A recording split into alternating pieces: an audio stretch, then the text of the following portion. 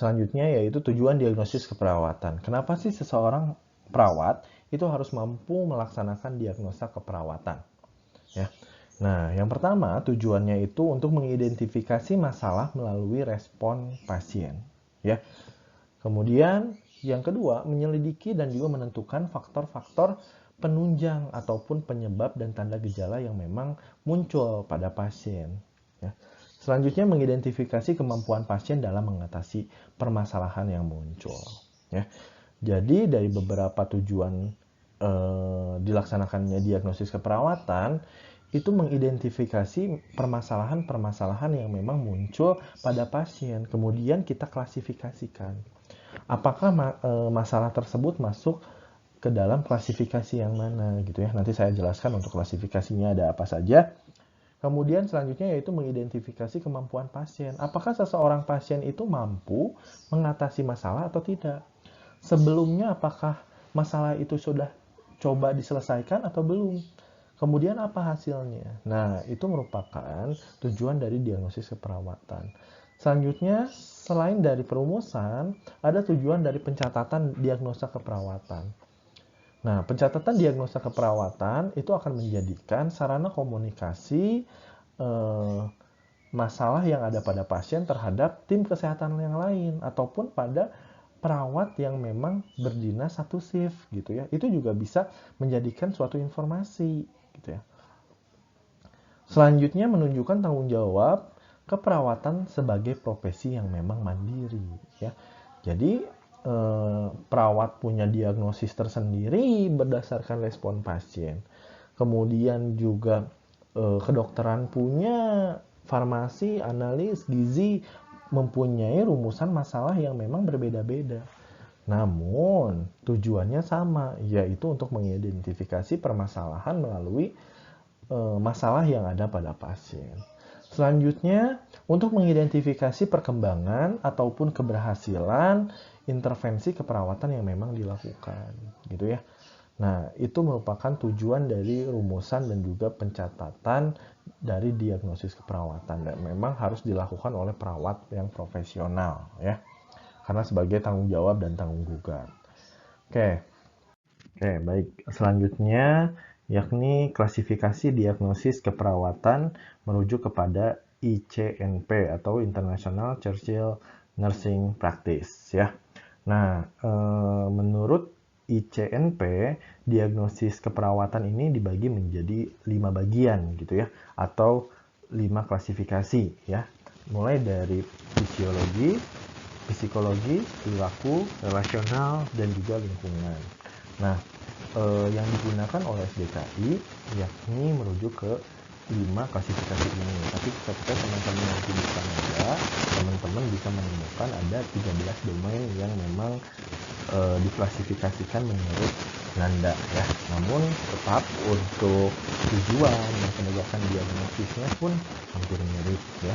Hanya memudahkan kita dalam mengkategorikan data yang kita dapat pada saat melakukan pengkajian. Nah, diagnosis keperawatan ini pun akan berkaitan dengan tujuan apa yang ingin dicapai dan juga intervensi apa yang harus kita lakukan untuk mengatasi permasalahan pasien gitu ya. Nah, kategori yang pertama yaitu tentang fisiologis ya. Nah, di fisiologis ini meliputi kejadian apa saja yang terjadi pada tubuh kita secara fisiologis ya. Nah, di sini meliputi respirasi, sirkulasi, nutrisi, cairan, eliminasi, aktivitas dan istirahat, neurosensori, dan juga reproduksi dan seksualitas. Nah, ketika teman-teman melakukan pengkajian, nah di sini ada beberapa kategori. Dimulai dari kategorinya fisiologis, terus subkategorinya ada tentang respirasi. Kemudian di dalam respirasi juga ada bagian-bagian diagnosa secara khusus. Misalnya di respirasi ada diagnosa apa? Misalnya ada bersihan jalan nafas, pola nafas ya, terkait dengan pertukaran gas, terus ventilator ya, penyapihan ventilator, kemudian juga tentang pernafasan spontan. Nanti teman-teman bisa baca di situ terkait dengan gangguan-gangguan apa saja yang memang ada di dalam respirasi, sirkulasi, nutrisi, eliminasi, aktivitas cairan, dan neurosensori. Saatnya fisikologis ya. Nah, di dalam fisiologis di sini ya yang muncul yaitu terkait dengan adanya nyeri pada pasien dan rasa ketidaknyamanan ya. Nah, ini juga bisa muncul ketika kita melakukan pengkajian. Dan kategorinya ketika mendapatkan data ini berarti dimasukkan ke dalam psikologis dan masuk ke dalam sub kategori nyeri dan kenyamanan. Kemudian ada integritas ego dan juga pertumbuhan dan perkembangan. Selanjutnya, diagnosis yang selanjutnya yaitu tentang perilaku ya, di mana di sini membahas tentang adanya gangguan pada perilaku seseorang, apakah di sini dibagi dua, apakah kebersihan dirinya terjaga dan juga pemahaman terkait dengan penyakitnya bagaimana. Ya, kalau misalnya ada gangguan berarti apa yang harus dilakukan yaitu dilakukan penyuluhan ataupun pembelajaran. Kemudian ada relasional ya. Relasional ini berkaitan dengan hubungan pasien dengan orang lain, bagaimana seseorang ini melakukan interaksi dengan pasiennya sendiri, dengan keluarga, dengan temannya, dan juga dengan petugas kesehatan. Bagaimana? Apakah bisa atau tidak sering menutup-nutupi informasi tentang kesehatannya, nah, ataupun sulit untuk berinteraksi dengan orang lain. Ketika teman-teman mendapatkan data seperti itu, berarti dimasukkannya ke dalam data relasional ataupun interaksi sosial. Kemudian yang terakhir yaitu terkait dengan lingkungan, ya, di mana ada interaksi dari lingkungan luar yang memang mengancam kesehatan pada pasien, ya. Hanya di sini masuk ke dalam keamanan dan juga proteksi, ya.